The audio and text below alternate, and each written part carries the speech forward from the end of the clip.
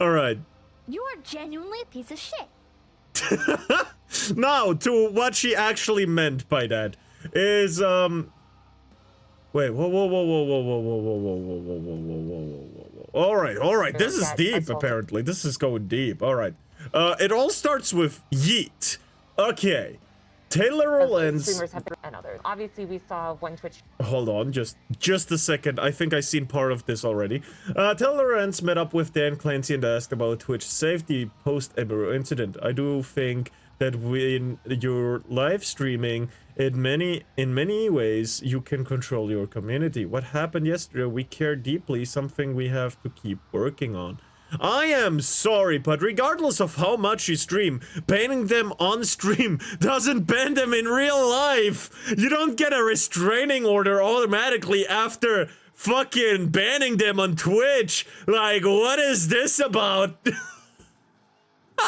Oh, this bitch again. Yeah. Hold on. So now let's watch it, actually. Obviously, we saw one Twitch streamer yesterday, Emery, get assaulted by a male fan, and a lot of streamers have, especially female streamers, have talked about, you know, the danger that they feel from these sort of toxic, I guess, parasocial kind of creeps. What are you guys doing to prioritize safety? Because I know also a bunch of Twitch content creators said that they were too scared to even come to TwitchCon this year. Well, not just women. There were 2 male cases before, and Asmongold himself said he got grabbed by the dick once, which kind of fucking insane if you ask me, but whatever. You know? Something like what happened yesterday would happen. The safety of our creators is a top priority. The challenge we face is a challenge in Hold on! I call fucking cap! I call cap, Dan! society. It's not limited to Twitch. It extends throughout our society. I do think that when you're live streaming, in many ways, since you control your... It's about a physical accident. It's not on the platform of Twitch. It is in a event physically held. Was it? I don't know where this was held, honestly. It was held somewhere in America, right? And you decided to not invest into security.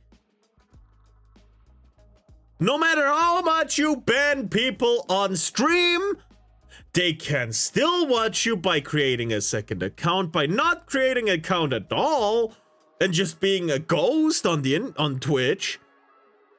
You can still watch live streams without creating an account. The only thing you can't do is chat. Imagine that. So, Dan, how does that answer her question? Not at all. Also, I'm disrespecting them by not turning off the music. I don't care. Community, and you can ban people. You can make it so that those people that you don't want engaging with you and participating again, she got physically assaulted. You aren't there. Okay, it's very different. You know, when I use other short form content and people say all sorts of it's not about content, motherfucker. Stuff. Well, I can't stop that. But when I live stream, they basically don't bother me. Now, what happened yesterday obviously was something that we care deeply about. Yeah, is that it? Securing this environment. You know, we're looking very closely at everything that happened there, and I care deeply about Emmy. She's a friend of mine, and fuck off! Several instances of sexual assault in our even on the spaces they are hosting. Dan Clancy, we take for the safety of our creators very seriously. Excuse me, I'm going to laugh until I get a herniated disc in my spine. See how we can support her. This is just something we have to keep working on. Support her? By what? Not acknowledging it in your Twitter post? By trying to put it under the rug? Like some old dust? Everyone identifies our tools in terms of trust and safety as the leaders in the industry about helping creators, but that means there's always helping creators. TikTok has been helping more creators than you could ever. What? People who built their following on TikTok, YouTube, and then go to Twitch see a much higher success rate than people who just do it on Twitch. Now, I currently am a special case since most of the people I have is by raids to Kirsche and getting viewers that way. Shout out to both of you guys. I didn't know support meant blaming the victim and not acknowledging them as a victim. By the way, it's a bit worse even. Because that's the world we live in now. Demi had posted earlier today that I guess this fan was allowed to cross multiple barriers at TwitchCon. Why should streamers trust Twitch to keep them safe at TwitchCon? Because I feel like simultaneously... That is such a good question. I'm so sad she doesn't follow up on it. I'm so sad that it is this particular person that is doing the interview. This has been such a secure event to the point that even like journalists... Such a secure... Hold on. Fuck. No. Fuck this person. Well, Nope. You know, it is very secure. But here's this man that just walks up and is somehow able to bypass all these things. So why should they trust... Security of TwitchCon was laughing at what happened to Emiru. Secure.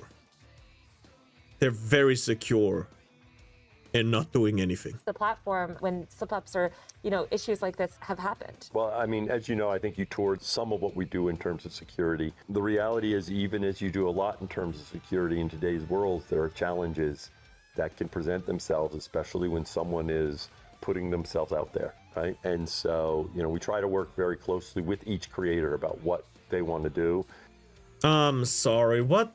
Kirsche had this talk in her last stream? I'm not sure. One of the last week's streams. I think it was Tuesday. Was it Tuesday? I have no idea. Maybe it was Tuesday. Last Tuesday, a week ago. She said, and I agree with this, that Twitch partner has very little value to someone who reaches it. Because what do they get? Except saying, hey, I'm partner, it means I have a certain amount of viewers. To advertisers that kinda avoid Twitch. What does it do for someone?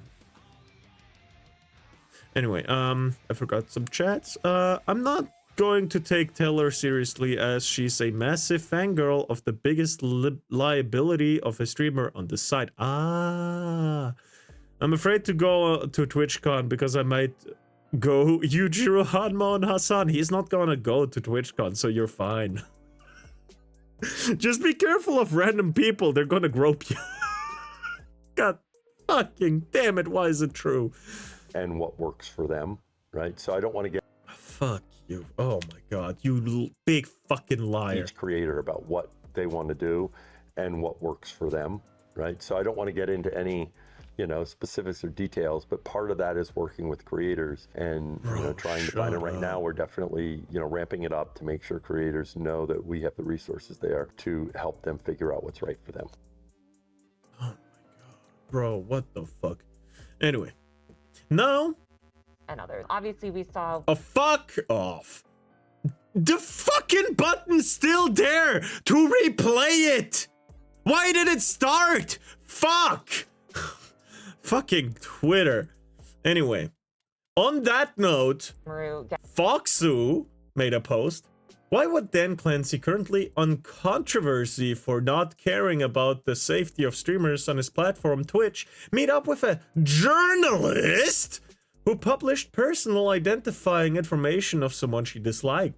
I'm sure we all already know.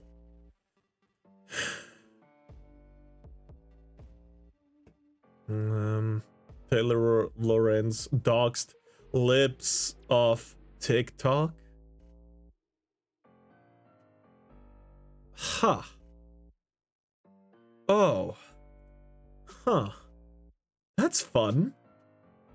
And then of course, she actually quoted Kirsche. Our Foxu has made it and gotten under her skin. This is beautiful. It is amazing. Reporting on the public identity of a powerful influencer with millions of followers who directly shaped anti-LGBTQ laws in our government is not doxing or harassment. Taking out a billboard in Times Square to smear attack female journalist is harassment. Not true. A TikTok account that basically just uploads clips like Yeet is, and doxing them is indeed harassment. Again, just because you used public information and post that on social media, especially if you have a big following like this person right here, that is indeed doxing.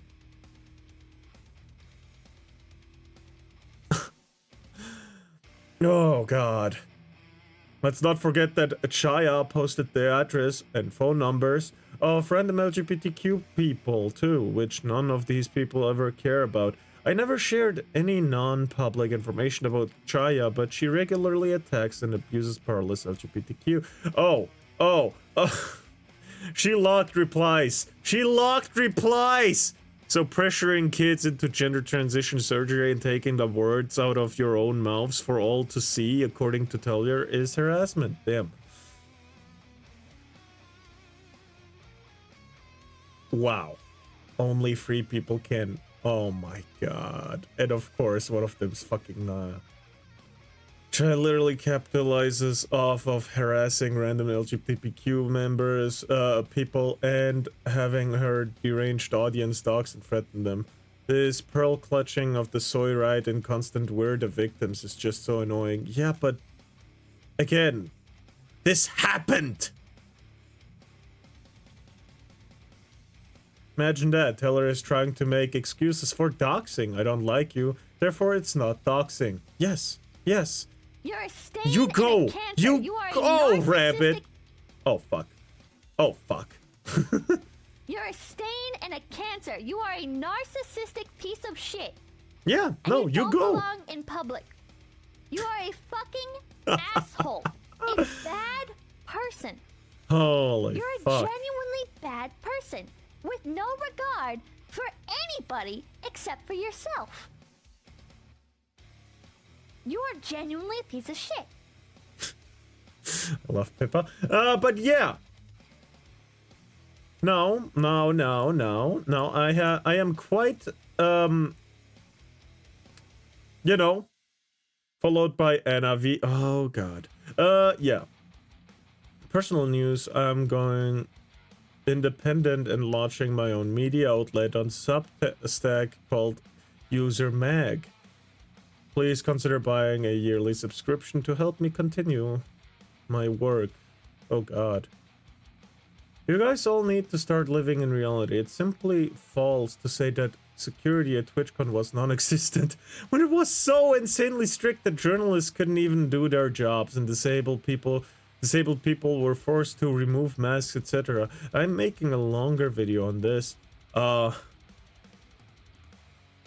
that I mean, it was just non-existent for the people that were, you know, staff. Basically, the ones that were paid to be there. They didn't have security. But, you know, there was, like, people who originally wanted to go there had to be, you know, fleeced and stuff. And they needed to identify themselves. But they could bring a +1 without identifying them whatsoever. Yeah, very, very strict security.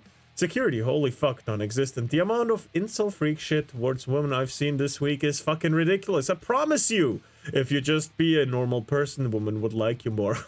IRL streaming, specifically talking about the clip farmers, that shit is so corny and unethical as fuck. IRL streaming is good and has brought a lot of good, but you can see how it can easily be ruined with this shit within streaming right now. I will say I had so much fun and amazing TwitchCon experiences with my friends, but looking from a different personal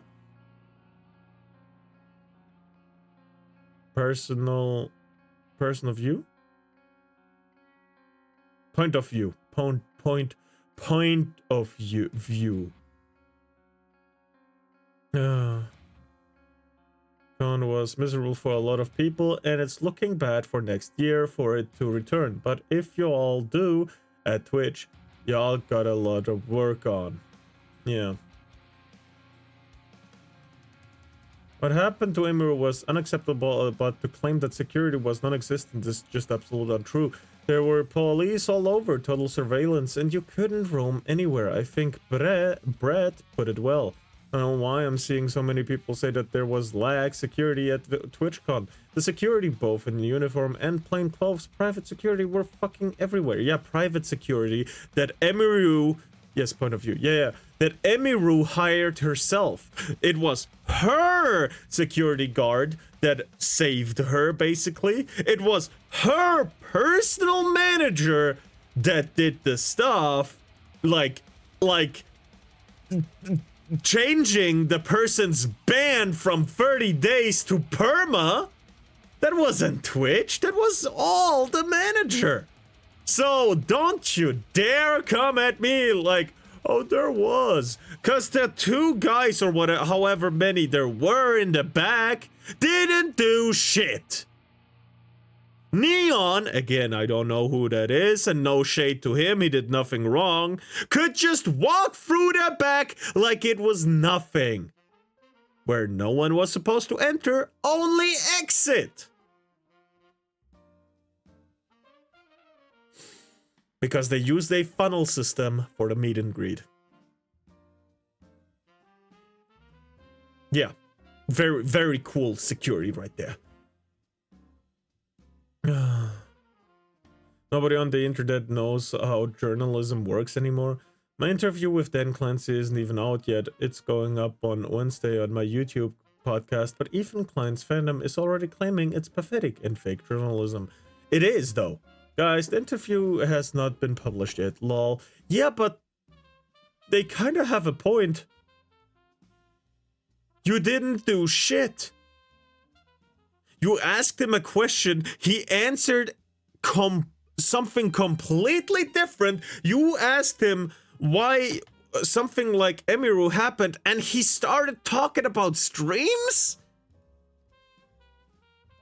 It was a physical assault, not some chatter in the stream.